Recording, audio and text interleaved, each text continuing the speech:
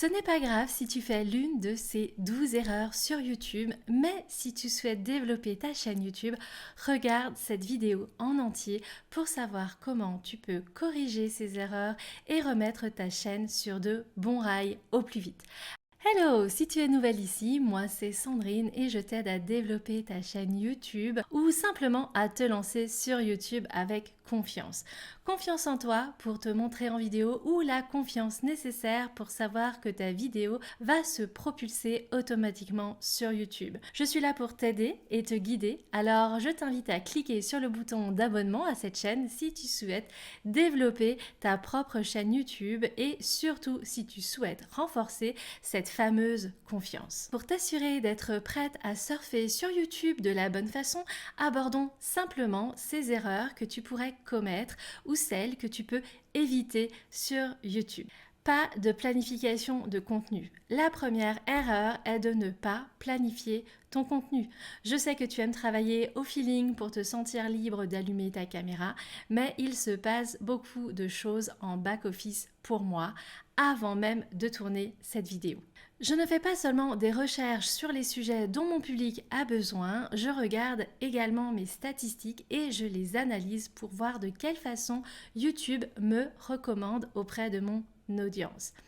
Je regarde aussi dans mes vidéos déjà en ligne si j'ai déjà fait une vidéo sur le sujet ou pas et dans quelle mesure est-ce qu'elle a fonctionné.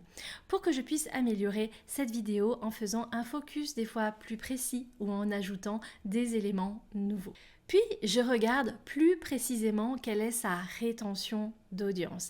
La rétention d'audience de ces vidéos plus anciennes va me permettre d'améliorer cette vidéo pour l'adapter à tes besoins. Et du coup, j'écris le contenu, le script. Je détermine ce que je vais dire pour chaque partie de ma vidéo.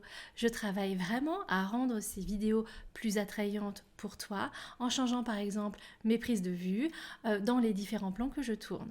J'ai donc un storyboard pour ma vidéo avec les plans où je suis debout, assise devant mon ordinateur ou lorsque je rajoute des éléments vidéo ou avec un fond vert. Je te conseille d'avoir ce plan pour pouvoir te lancer en toute confiance et éviter d'avoir des tournages qui durent 4 heures pour une vidéo de 12 minutes. La deuxième erreur que je vois est de ne pas être cohérent. Je sais que c'est difficile d'être cohérent si tu n'as pas de script précis en place et quand je parle de cohérence, je parle essentiellement de l'enchaînement spécifique de tes vidéos. Que tu postes une vidéo par semaine, tous les 15 jours ou bien une seule par mois, selon le rythme que tu as décidé. Cette cohérence est importante à mettre en place, surtout si tu utilises YouTube pour générer des prospects vers ton entreprise. Si ton objectif n'est pas concentré sur la croissance forte du nombre de tes abonnés sur YouTube et que tu veux simplement diffuser ton contenu, tu as juste à te présenter de manière cohérente auprès de ton public dans chacune de tes vidéos pour leur donner un contenu de qualité avec de la valeur.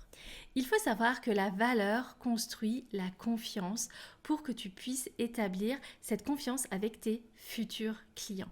Pour qu'ils aient envie d'adhérer à tes contenus, envie de s'inscrire, de t'embaucher, d'acheter le cours que tu vends ou de les faire quitter ta chaîne YouTube parce qu'ils ont décidé de travailler avec toi. La troisième erreur que je vois concerne les personnes qui se concentrent sur la mise en ligne de vidéos plutôt que sur la qualité de leurs vidéos. Certaines personnes vont te dire il faut mettre des vidéos en ligne tous les jours, des formats courts comme des shorts ou des vidéos longues, mais absolument tous les jours si tu veux y arriver. Pour moi, on n'est pas dans la quantité, on doit être dans la qualité de son contenu, ce qui est essentiel, surtout si tu débutes sur YouTube. C'est la qualité de ton contenu qui est importante. Je le répète souvent, tu n'es pas une YouTubeuse, tu es une entrepreneur qui utilise YouTube pour son entreprise. Maintenant, est-ce qu'il faut à chaque fois créer des vidéos de 10 minutes ? Qu'est-ce qu'on veut ? On veut créer des vidéos que notre public regarde. Je t'en parle beaucoup, mais regarde les courbes dans ton YouTube Studio et en particulier la courbe de rétention d'audience de ta vidéo qui va te dire si tu fidélises ton audience. Regarde cette courbe pour chaque vidéo et regarde si les spectateurs arrivent jusqu'à la fin de ta vidéo. Ou alors, elles qui sont tous en train de décrocher au début, dans les 30 secondes ou un tout petit peu après.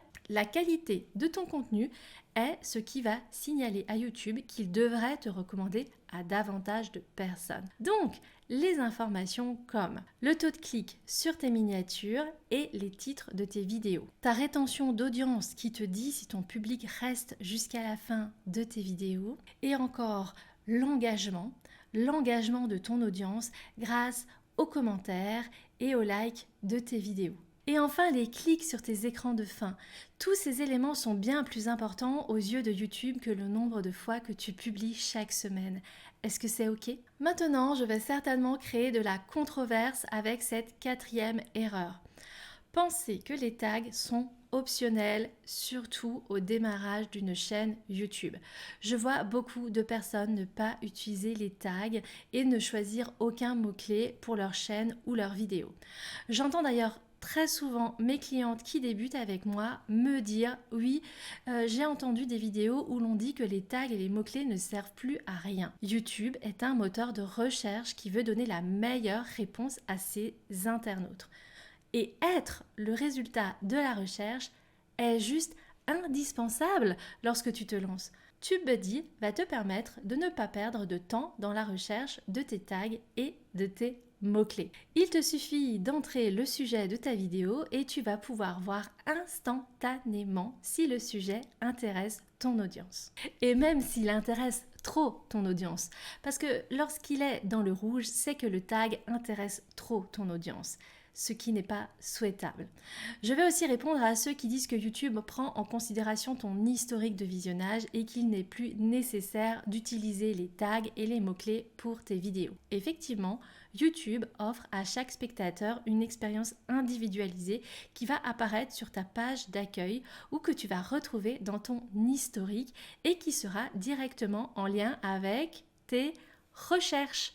Pour que tu entendes bien, je le redis, en lien direct avec tes recherches. Donc, je t'invite à utiliser les tags et des mots-clés pour la recherche des sujets qui intéressent ton audience, même s'il y a de la concurrence. Une dernière chose, ce n'est pas parce que tu choisis les mots-clés et les tags parfaits que tu vas balayer la concurrence.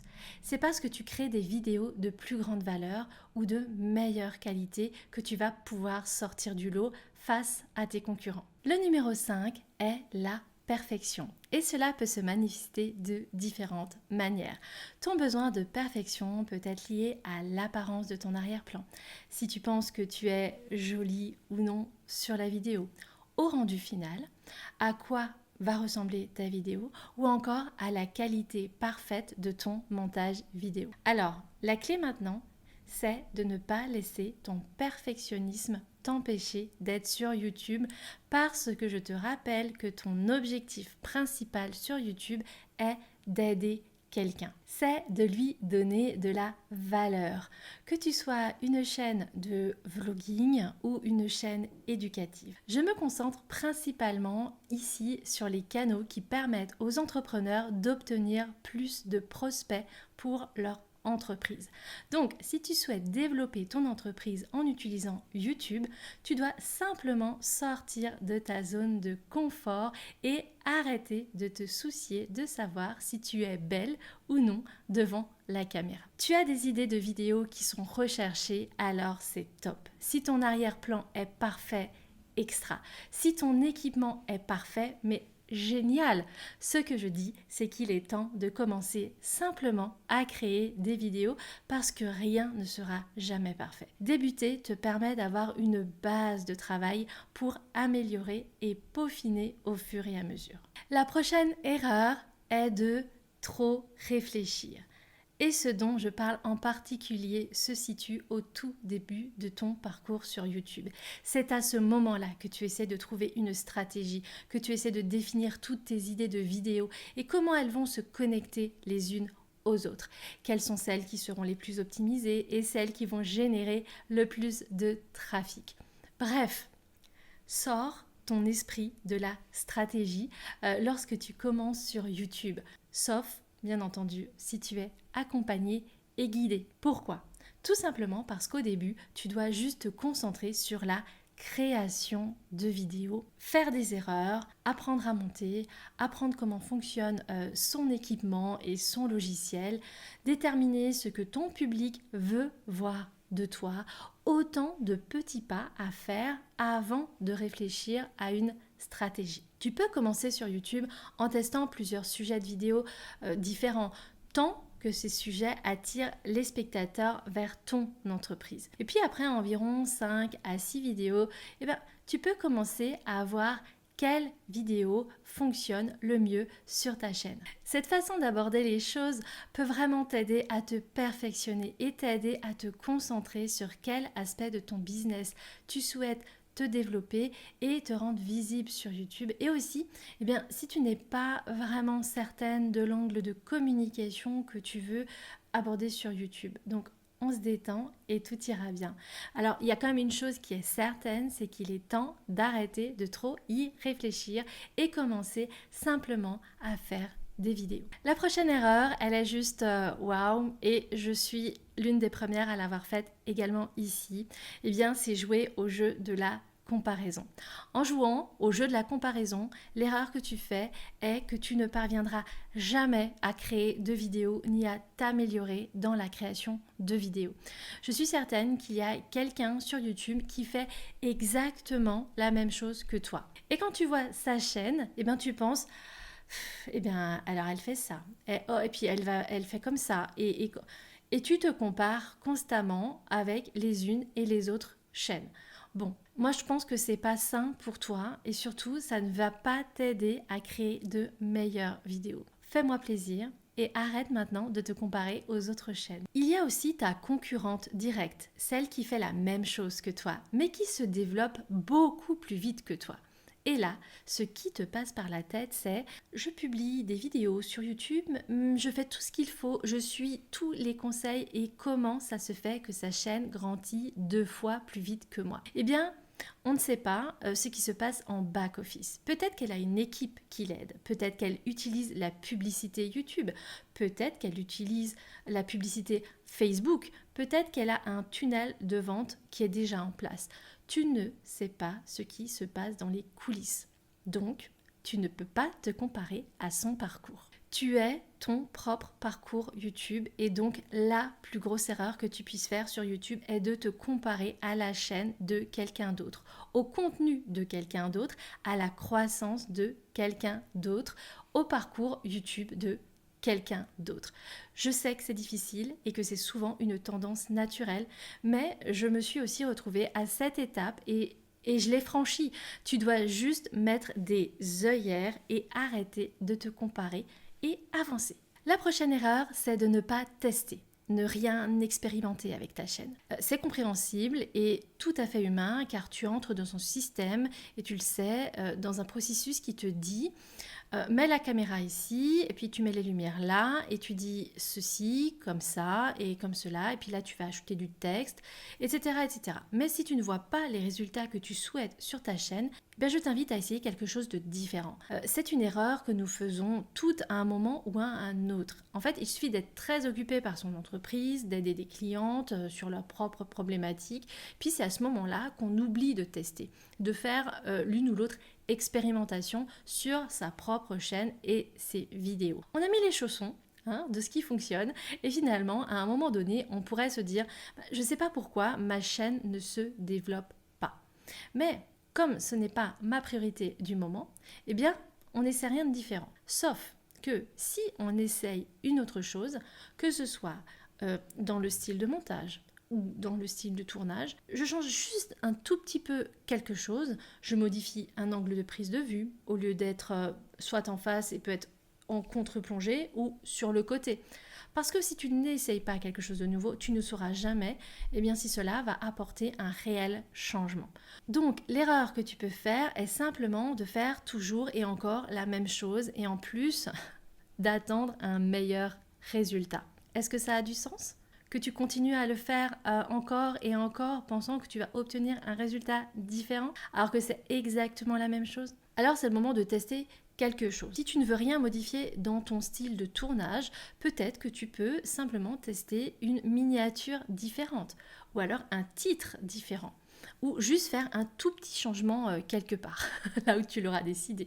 Mais lorsque tu fais une modification, ne fais qu'un seul changement à la fois, parce que ça va te permettre de pouvoir réellement voir l'impact de ta modification et de la lier directement à une réaction sur ta chaîne.